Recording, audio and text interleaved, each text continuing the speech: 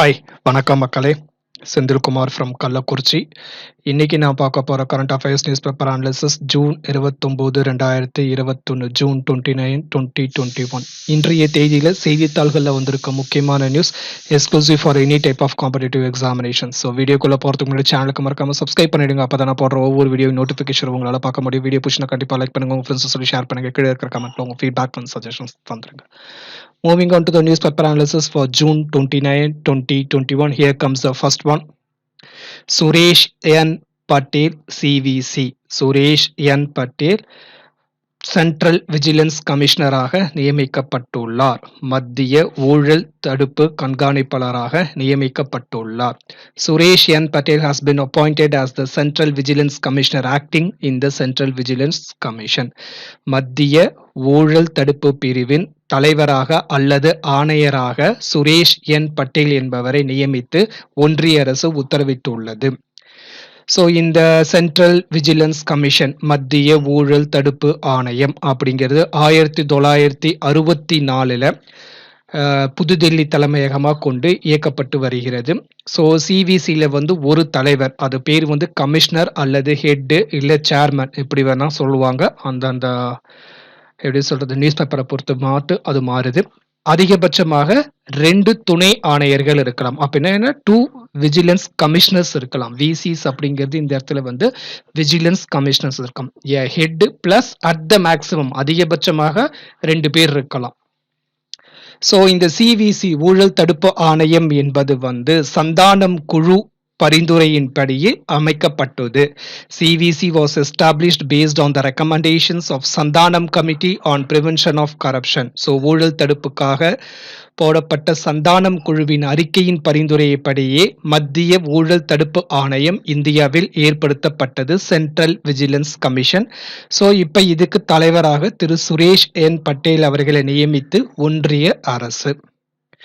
Moving on to the next for June 29, Agni P. Agni P. It is also called as Agni Prime அப்படிங்கிறது. So இந்தியாவை பொறுத்த வரைக்கும் அக்னி அப்படிங்கிறது ஒரு ஏவுகணை, எல்லாத்துக்கும் தெரிஞ்சதுதான். ஸோ நேத்திக்கு DRDO அதிநவீன அணு ஆயுத ஏவுகணையான அக்னி பிரைம் ஏவுகணையை டாக்டர் அப்துல் கலாம் தீவு கடற்கரை, ஒடிசா மாநிலத்தில் இருக்கிற டாக்டர் அப்துல் கலாம் தீவிலிருந்து வெற்றிகரமாக சோதித்து பார்த்துள்ளது DRDO அமைப்பு. அக்னி பிரைம் அதிநவீன அணு ஆயுத ஏவுகணை, new generation nuclear capable missile. So இதனோட ரேஞ்ச் பார்த்தோம் அப்படின்னா 1000 இருந்து 2000 கிலோமீட்டர் வரைக்கும் அக்னி பிரைமோட ரேஞ்ச். ஸோ 1000 இருந்து 2000 கிலோமீட்டர் வரைக்கும் அக்னி பிரைமோட ரேஞ்ச். ஸோ இது வரைக்கும் அக்னி சீரீஸ்லேயே அதிகமான ரேஞ்ச் பார்த்தீங்கன்னா 5000 கிலோமீட்டர் கொண்டுள்ள அக்னி 5 தான். ஸோ இது பல தடவை வெற்றிகரமாக சோதித்து பார்க்கப்பட்டுள்ளது. அக்னி 5 ஏவுகணை 5000 கிலோமீட்டர் நீளம் கொண்டது. 5000 கிலோமீட்டர் கூட சென்று தாக்கக்கூடிய வல்லமை கொண்டது அக்னி 5. ஸோ இது கண்டம் விட்டு கண்டம் பாயும் அணு ஏவுகணை அப்படின்னு சொல்லப்படுகிறது. அக்னி 5 it is an inter continental ballistic missile, ICBM, கண்டம் விட்டு கண்டம் பாயக்கூடிய ஏவுகணை தான் அக்னி 5. ஸோ இப்போ தயாரிச்சு வெற்றிகரமாக இது பண்ணியிருக்கிறது அக்னி prime. It is a nuclear capable missile, அதிநவீன அணு ஆயுத ஏவுகணை. ரேஞ்ச் 1000 இருந்து 2000 கிலோமீட்டர் வரைக்கும். Next for June 29, 2021 Fukuoka Grand Prize. Fukuoka Grand Prize. Sorry for the typo mistake. RPIZN இருக்கு, அது ஆக்சுவலா prize. Sorry for that. 2021 Fukuoka grand prize. So இது ஜப்பான் நாட்டில் தரப்படுகிற விருது. இந்த வருடத்திற்கு 3 பேருக்கு தரப்பட்டிருக்கு. ஒன்று இந்தியாவை சேர்ந்த பத்திரிகையாளரான திரு பி சாய்நாத்துக்கு தரப்படுகிறது. அவருக்கு கிராண்ட் பிரைஸ், ஃபுகுகோ கிராண்ட் பிரைஸ் அப்படின்ற பிரிவில் தரப்படுகிறது. ரெண்டாவதா ஜப்பான் நாட்டை சேர்ந்த கிஷிமோட்டோ மியோ என்ற பெண்மணிக்கு ஃபுகுகோ அகாடமிக் பிரைஸ், ஸோ கல்வி சம்பந்தமாக விருது ஜப்பான் நாட்டை சேர்ந்த கிஷிமோட்டோ மியாவுக்கு தரப்படுகிறது. மூன்றாவதாக தாய்லாந்தை சேர்ந்த பிரப்தா யூன் அப்படிங்கிறவங்களுக்கு கலை மற்றும் கலாச்சார பிரிவுக்காக இந்த விருது தரப்படுகிறது. கலை மற்றும் கலாச்சார பிரிவுக்காக தரப்படுகிறது. ஸோ இந்த வருடத்திற்கு 3 பேரு. இந்தியாவின் பி. சாய்நாத், ஜப்பானின் கிஷிமோட்டோ மியோ, தாய்லாந்தின் பிரப்தா யூன் அப்படிங்கிற 3 பேருக்கு வந்து 2021ஆம் ஆண்டிற்கான ஃபுகுகோ பரிசு தரப்படுகிறது. ஸோ அந்த அமைப்பு வெளியிட்ட ஒரு அறிக்கையில சாய்நாத்துக்கு எதற்காக விருது தரப்படுகிறோம் அப்படின்னா, விருது தந்திருக்காங்க அப்படின்னு அவங்க என்ன சொல்லியிருக்கிறாங்க அப்படின்னா, ஸோ அவருடைய எழுத்துக்கள் மூலமாக புதிய டெக்னாலஜி வேர்ல்டுக்கே கொண்டு போயிருக்கிறாரு. அது குறிப்பாக இந்தியாவில் இருக்க கிராமங்களை பத்தி அவர் எழுதின ஒண்ணுமே வந்து நிதர்சனமான உண்மை அப்படின்றதுக்காக அவருக்கு இந்த விருது தரப்படுகிறது அப்படின்னு சொல்லியிருக்காங்க. For creating a new form of knowledge through his writings and commentaries on rural India on for promoting the civil cooperation. Fukuoka prize வந்து 1990ல தொடங்கப்பட்டது. இது வந்து ஆசிய நாடுகளுக்கு இருக்கிறவங்களுக்கே தரப்படுகிறது. ஸோ ஆசிய நாட்டில் ஏற்படுகிற அவங்க 3 விருதா தருவாங்க. அது வந்து grand prize, academic prize, arts and culture prize அப்படின்னு சொல்லி பிரிவில் தருவாங்க. ஸோ ஆசிய நாடுகளில் அந்தந்த கலாச்சாரம் மற்றும் கல்வி முறை மற்றும் அவங்க செயல்பாட்டு குறித்து விருதுகள் தரப்படும். இதுவரைக்கும் இந்த விருதை வந்து இந்தியாவில் வந்து 11 பேர் வாங்கியிருக்காங்க. ஸோ ஈவன் ஏஆர் ரஹ்மான் கூட வாங்கியிருக்கிறார். ஏஆர் ரஹ்மான், ரோமிலா தாப்பர், இவங்க எல்லாமே வாங்கியிருக்கிறாங்க. ஏஆர் ரஹ்மான், ரோமிலா தாப்பர் ஹிஸ்டோரியன், அவங்க ஒரு ஆத்தர், ரோமிலா தாப்பர் அவங்க எல்லாமே ஃபுகுகோ பிரைஸா வாங்கியிருக்கிறாங்க. Next for June 29, PV. Narasimha Rao centenary celebrations. முன்னாள் இந்திய பிரதமர் திரு நரசிம்மராவின் 100வது பிறந்த தின விழா கொண்டாடப்பட்டது. நேத்திக்கு தெலுங்கானா மாநிலத்தில் வந்து பல்வேறு நிகழ்வுகள் நடைபெற்றன. அந்த மாநிலத்தின் ஆளுநராக இருக்கிற தமிழிசை சவுந்தரராஜன் மற்றும் மாநில முதல்வராக இருக்கிற திரு கேசிஆர் சந்திரசேகர ராவ் அவர்கள் பல்வேறு விழாக்களை கலந்தாங்க. ஸோ அப்போ வந்து தெலுங்கானா அரசாங்கம் எடுத்த ஒரு சில முக்கியமான முடிவுகள், ஹைதராபாத் நகரத்தில் இருக்க நெக்லஸ் ரோட் என்பது வந்து PVNR மார்க் என்று பெயர் மாற்றம் செய்யப்படுகிறது. PV நரசிம்மராவ் மார்க் அப்படின்றது பெயர் மாற்றம் செய்யப்படுகிறது. அதே மாதிரி வாரங்கள்ல இருக்கிற காக்கட்டியா பல்கலைக்கழகத்தில் PV Narasimha Rao school of literature, PV Narasimha Rao இலக்கிய பள்ளி என்பதை புதுசாக உருவாக்கப்படும் என்று மாநில அரசு தெரிவித்துள்ளது. PV நரசிம்மராவுக்கு வந்து 17 மொழிகள் தெரியும் அப்படின்னு சொல்லிட்டு நம்ம நேத்திக்கே பார்த்திருந்தோம்.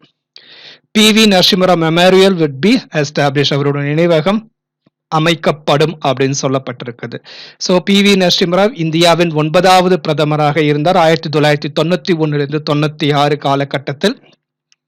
ஸோ அவர் வந்து often referred as the father of Indian economic reforms. So இந்திய பொருளாதார சீர்திருத்தங்களின் தந்தை என்று அழைக்கப்படுபவர் PV நரசிம்மராவ். ஸோ 17 மொழிகள்ல பேசுகிறார். ஸோ இந்தியா பிளஸ் ஃபாரின் லாங்குவேஜஸ்ல பேசியிருக்காரு. தெலுங்குல இருந்து நாவல்ல ஹிந்திக்கு டிரான்ஸ்லேட் பண்ணியிருக்கிறாரு. அதே மாதிரி மராத்தியில இருந்து நாவலை தெலுங்குக்கும் டிரான்ஸ்லேட் பண்ணி அவர் எழுதியிருக்கிறாரு. அவருடைய ஆட்டோபயோகிராஃபி த இன்சைடர் அப்படிங்கிறது அவருடைய ஆட்டோபயோகிராஃபி. அவருடைய காலகட்டத்தில் தான் லுக் ஈஸ்ட் பாலிசி அப்படின்னு ஒன்று கொண்டு வரப்பட்டது. கிழக்கு நோக்கி பார்க்கணும் அப்படின்னா என்னன்னா சவுத் ஈஸ்ட் ஏஷியன், இந்த மலேசியா, சிங்கப்பூர், பிலிப்பைன்ஸ், சைனா அந்த மாதிரி நாடுகளுக்கு நம்ம முக்கியத்துவம் தரணும் அப்படின்னு சொல்லி அவருடைய பீரியட்ல தான் முதல் லுக் ஈஸ்ட் பாலிசி அப்படின்னு கொண்டு வரப்பட்டது. அதுக்கப்புறம் வந்த அடல் பிஹாரி வாஜ்பாய் மற்றும் மன்மோகன் சிங் அதை வந்து விகரசா செயல்படுத்தினாங்க. ஸோ இப்ப இருக்கிற திரு நரேந்திர மோடி அரசாங்கம் வந்து அந்த லுக் ஈஸ்ட் பாலிசி வந்து ஆக்டிஸ்ட் பாலிசியை மாத்திருக்காங்க. ஸோ இப்ப இருக்கிற கவர்மெண்ட்டுக்கு ஆக்டிஸ்ட் பாலிசிக்கு எல்லாம் முன்னோடி வந்து லுக் ஈஸ்ட் பாலிசி. அந்த லுக் ஈஸ்ட் பாலிசியை முதன்முறையாக நடைமுறைக்கு கொண்டு வந்தவர் வந்து திரு PV நரசிம்ம ராவ். ஆனா அவருக்கு இன்னும் பாரத ரத்னா தரல. Next for June 29, India ahead of USA in COVID-19 vaccination. Corona தடுப்பூசி செலுத்துவதில் அமெரிக்காவிட இந்தியா முன்னோடியாக திகழ்வதாக ஒன்றிய அரசின் செய்திக்குறிப்பில் தெரிவிக்கப்பட்டுள்ளது. India surpassed the United States in terms of the total number of COVID-19 vaccine dose administered. So இது வரைக்கும் உலகத்திலே அதிகமான கொரோனா தடுப்பூசி செலுத்திய நாடுல வந்து சைனா 1.19 பில்லியன் டோசஸ் செலுத்தி இருக்குது. அதுக்கு அடுத்தபடியாக இந்தியா 323 கோடி 323.64 மில்லியன் டோசஸ். அமெரிக்கா ரொம்ப மார்ஜினல் டிஃபரன்ஸ் 323.32 மில்லியன் டோசஸ். ஓகேங்களா. ஆனா அமெரிக்காலாம் பார்த்தீங்கன்னா 2020 எண்டுலயே வேக்சினேஷன் செலுத்த ஸ்டார்ட் பண்ணிட்டாங்க. நாம வந்து ஜான்வரி 16, 2021ல தான் கொரோனா தடுப்பூசி செலுத்துவதற்கு நாம ஸ்டார்ட் பண்ணது. ஜனவரி 16, 2021ல தான் நாம கொரோனா தடுப்பூசி செலுத்தவே ஸ்டார்ட் பண்ணணும். ஸோ இந்தியாவை பொறுத்த வரைக்கும் மகாராஷ்டிரா மாநிலத்தில் தான் அதிகமான தடுப்பூசி செலுத்தப்பட்டிருக்கு. அதுக்கு அடுத்தபடியாக பார்த்தா உத்தரப்பிரதேசம் அண்ட் தென் தேர்ட் பிளேஸ்ல வந்து மத்திய பிரதேசம் இருக்கு. மகாராஷ்டிரா, உத்தரப்பிரதேஷ் அண்ட் மத்திய Pradesh R the top 3 states that have been given vaccinated. இந்தியாவில் பார்த்தோம் அப்படின்னா ஒரு டோஸ் ஒரு டோஸ் தடுப்பூசி செலுத்தி கொண்ட மக்கள் தொகை வந்து 19.7% இருக்குது. ஸோ இந்தியாவில் இருக்கிற மக்கள் தொகையில 19.7% மக்கள் வந்து ஒரு டோஸ் தடுப்பூசியால் செலுத்தியிருக்கிறாங்க. ஆனா ஃபுல் வேக்சினேட்டட் அப்படின்னா 2 டோஸ் தடுப்பூசி செலுத்தினவங்க வந்து வெறும் 4.1% தான் இருக்கிறாங்க. ஸோ இட் ஹேஸ் இந்தியா இன்னும் போக வேண்டிய தூரம் இன்னும் பெருசா இருக்குது. ஆனா வந்து இந்த ஓவரால் நம்பர் வேக்சினேஷன் டோஸ்ல வந்து அமெரிக்காவை நாம மிஞ்சி இருக்கிறோம் அப்படின்னு சொல்லிட்டு நேத்திக்கு மத்திய சுகாதாரத்துறை அமைச்சகம் வெளியிட்ட செய்திக்குறிப்பில் தெரிவிக்கப்பட்டுள்ளது. One-liners for June 29. ஜூன் 29 இன்னைக்கு தேசிய புள்ளியியல் தினம், நேஷனல் ஸ்டாட்டிஸ்டிக்ஸ் டே. கருப்பொருள் ரொம்ப பெருசு. End hunger, achieve food security and improved nutrition and promote sustainable agriculture. இது வந்து ஐக்கிய நாடுகள் சபை ஐநா சபை யுனைடெட் நேஷன்ஸ் வெளியிட்டுள்ள சஸ்டைனபிள் டெவலப்மெண்ட் கோலோட தீம் தான் இது. நீடித்த வளர்ச்சிக்கான குறிக்கோள் கொண்ட தீம் தான் இது. End hunger, achieve food security and improve nutrition and promote sustainable agriculture. So இன்னைக்கு ஏன் நேஷனல் ஸ்டாட்டிஸ்டிக்ஸ் டே இந்தியாவில் கொண்டாடுறாங்க அப்படின்னா, so it's a birthday of the P C Mahalanobis, Prasanta சந்திர மஹ்லனோபிஸ் அப்படின்றவரோட பிறந்த தினம். ஸோ அவர் வந்து ஃபாதர் ஆஃப் இந்தியன் ஸ்டாட்டிஸ்டிக்ஸாக கருதப்படுகிறார். இந்திய புள்ளியின் தந்தை என்று அழைக்கப்படுபவர் பிசி மஹ்லனோபிஸ், பிரசந்த சந்திர மஹ்லனோபிஸ். அவருடைய பிறந்த தினமான ஜூன் 29 தேசிய புள்ளியியல் தினமாக இந்தியா கடைபிடித்து வருகிறது. Next one. Delhi's Metro Phase 1, Phase 2 and Phase 3 projects have won the Outstanding Civil Engineering Achievement for the year 2020 by Japan Society of Civil Engineers. So ஜப்பான்ல இருக்கிற ஒரு அமைப்பு வந்து outstanding civil engineering achievement award, ஓகேங்களா, outstanding civil engineering achievement award 2020 வந்து Delhi metro ரயிலுக்கு தந்திருக்கிறாங்க. Cochin International Airport has won the Airport Council International Director General's Role of Excellence Honor in Airport Service Quality for 2021. 2021 விமான நிலையின் சேவைகள் குறித்து தரப்படும் விருதில் வந்து இந்தியாவின் கொச்சின் இன்டர்நேஷனல் ஏர்போர்ட்டுக்கு தரப்பட்டுள்ளது. கேரள மாநிலத்திற்கு கொச்சி சர்வதேச விமான நிலையத்திற்கு இந்த விருது தரப்பட்டுள்ளது. Next one-liners for June 29. நேற்றுக்கு பார்த்ததான் தீபிகா குமாரி கண்டினியூஷன். ஸோ உலக வில்வித்தை பட்டியல் வேர்ல்டு ஆர்ச்சரி ரேங்கிங்ஸ்ல இந்தியாவின் தீபிகா குமாரி பெண்கள் பிரிவில் முதலிடத்தை பிடித்துள்ளார். ஸோ உலக வில்வித்தை போட்டி பாரிஸ்ல 3ஆம் கட்டமாக நடைபெற்றது ஸ்டேஜ் 3. அதில் தீபிகா குமாரி வந்து 3 தங்கப்பதக்கத்தை வென்றதன் மூலமாக உலக வில்வித்தை பட்டியல்ல மகளிர் பிரிவில் இந்தியாவின் தீபிகா குமாரி முதலிடத்தை பிடித்துள்ளார். அதே மாதிரி அவருடைய கணவர் இந்தியாவின் அத்தனு தாஸ் வந்து ஆண்கள் பிரிவில் 9வது இடத்தை பிடித்துள்ளார். இந்தியாவின் அபிஷேக் பர்மா வந்து காம்பவுண்ட் கேட்டகரி மென்ஸ் காம்பவுண்ட் கேட்டகரியில 8வது இடத்திலையும், இந்தியாவின் ஜோதி சுரேகா பெண்களின் காம்பவுண்ட் கேட்டகரி உமன்ஸ் காம்பவுண்ட் கேட்டகரியில வந்து 18வது இடத்தையும் பிடித்துள்ளார்கள். Next one. Union government extend the tenure of attorney general K Venugopal by 1 year till June 30, 2022.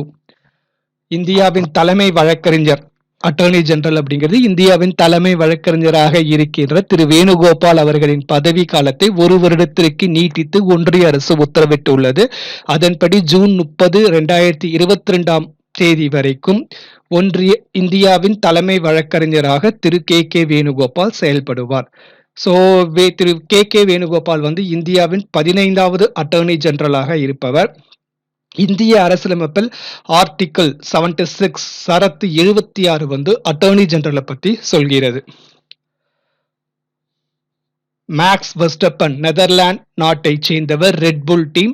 So Styrian grand prix 2021க்கான பட்டத்தை அவர் வென்றுள்ளார். ஸோ இது வந்து அவருடைய கேரியர்ல 14வது கிராண்ட் பிரிக்ஸ் டைட்டில். 2021ஆம் ஆண்டுல வந்து இது 4வது கிராண்ட் பிரிக்ஸ் பட்டம். Next one liners for June 29. It's a book. முன்னாள் உச்ச நீதிமன்ற நீதிபதியாக இருந்த திரு ஆர்.வி. ரவீந்திரன் எழுதியிருக்கிற book anomalies in law and justice. Anomalies in law and justice அப்படின்ற புத்தகத்தை அவர் எழுதியிருக்க. இந்த புத்தகத்தை வெளியிட்டவர் வந்து உச்ச நீதிமன்ற தலைமை நீதிபதி திரு Ramana.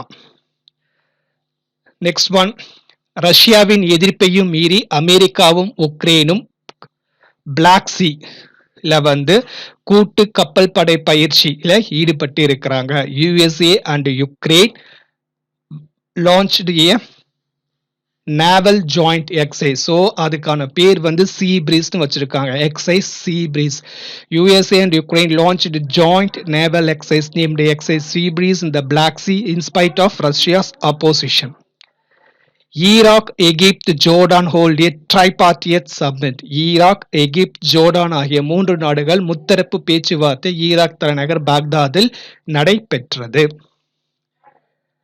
India's Rahi Sarnobat wins gold in women's 25 meters pistol event shooting World Cup in Croatia. Croatia நாட்டில் நடைபெற்று வர உலக துப்பாக்கிச் சுடு போட்டியில் இந்தியாவைச் சேர்ந்த ராகி சர்னோபாத் தங்கப் பதக்கத்தை வென்றுள்ளார். பெண்கள் 25 மீட்டர் பிஸ்டல் பிரிவில். இவர் ஏற்கனவே டோக்கியோ ஒலிம்பிக்ஸ்க்கு தகுதி பெற்றுள்ளார் என்பது குறிப்பிடத்தக்கது.